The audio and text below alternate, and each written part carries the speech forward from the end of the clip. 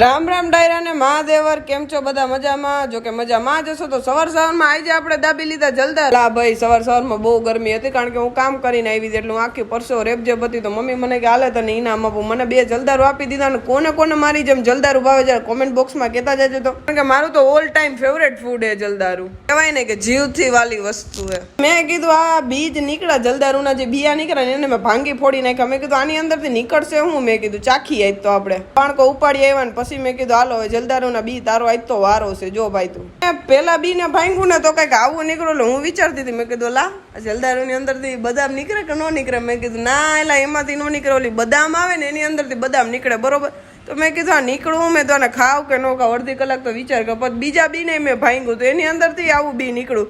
પછી મેં કીધું હાલ ને ભાઈ હવે ભગવાનનું નામ લઈને ચાખવા દે ને કેવું લાગે. તા તો ચાખ્યું, તા તો મારા ઘણ મરી ગયા. ઝેર ખાઈ લીધું શું? મેં કીધું ઉંદેડા મારવાનું. મેં કીધું હા હા હા હા હા હા.